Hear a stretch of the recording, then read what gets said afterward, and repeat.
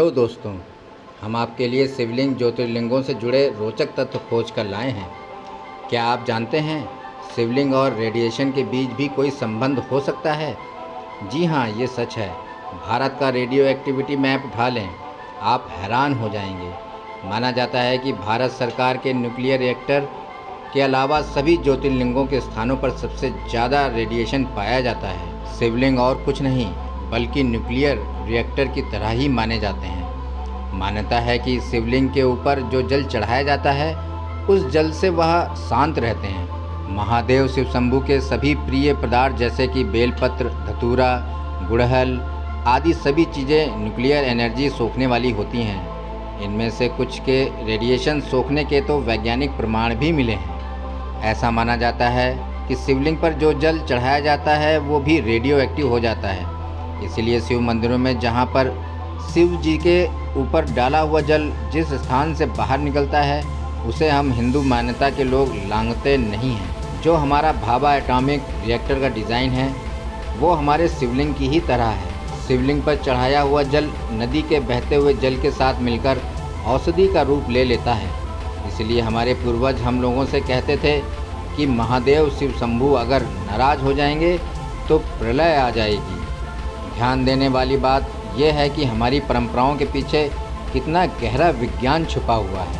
आपको यह जानकर आश्चर्य होगा कि भारत में ऐसे ऐसे महत्वपूर्ण शिव मंदिर हैं जो केदारनाथ से लेकर दक्षिण भारत के रामेश्वर मंदिर तक एक ही सीधी रेखा में बनाए गए हैं। जानकर आश्चर्य हुआ ना आपको कि हमारे पूर्वजों के पास ऐसा विज्ञान और तकनीक थी जिसे हमारे वैज्ञानिक आज तक समझ ही नहीं पाए हैं।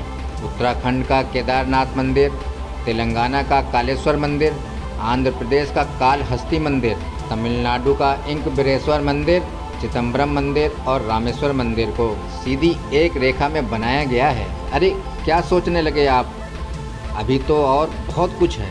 ये सारे मंदिर प्रकृति के 5 तत्वों में शिवलिंग की अभिव्यक्ति का प्रतिनिधित्व करते हैं, जिसे हम लोग आम भाषा में पंचभूत कहते हैं।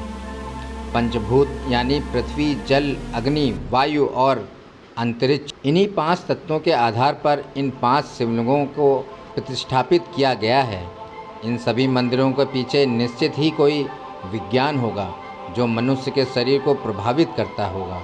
इन मंदिरों का करीब 5000 वर्ष पूर्व निर्माण किया गया था, जब उन स्थानों के अक्षांश और देशांतर को मापने के लिए कोई उपग्रह तकनीक उपलब्ध ही नहीं थी।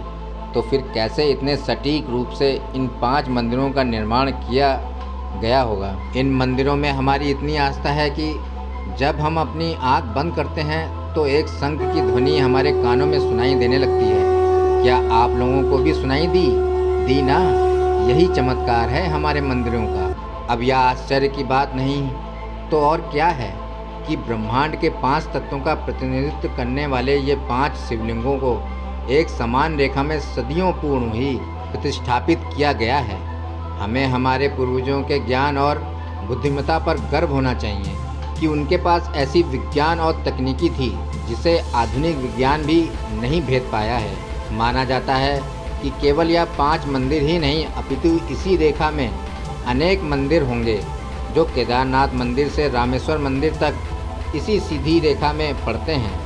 इस रेखा को शिव शक्ति अक्ष रेखा भी कहते हैं। हो सकता है कि यह सारे के सारे मंदिर कैलाश को ध्यान में रखते हुए बनाए गए हैं। हिंदू धर्म में कुछ भी बिना कारण के नहीं होता है। हमारे वैज्ञानिक उज्जैन को पृथ्वी का केंद्र मानते हैं, जो कि हमारा सनातन धर्म हजारों सालों से मान्यता आया है। इसीलिए उज्जैन में सूर्य की गणना और ज्योतिष गणना के लिए मानव निर्मित यंत्र भी बनाए गए हैं। 100 साल पहले पृथ्वी पर काल्पनिक रेखा कर्क अंग्रेज वैज्ञानिक द्वारा बनाई गई तो उनका मध्य भाग उज्जैन ही निकला। आज भी वैज्ञानिक अपनी शोध के लिए उज्जैन ही आते हैं सूर्य और अंतरिक्ष की जानकारी प्राप्त करने के लिए। अगर आपको मेरा ये वीडियो पसंद आया हो तो इस वीडियो को लाइक करें, शेयर करें, सब्सक्राइब करें और बेल आइकन को ज़रूर हिट करें, जिससे हमारे आने वाले इंटरेस्टिंग वीडियो की नोटिफिकेशन सबसे पहले आप तक मिल जाए। मैं सुधीर गुप्ता आपसे विदा लेता हूँ। जय हिंद, जय भारत।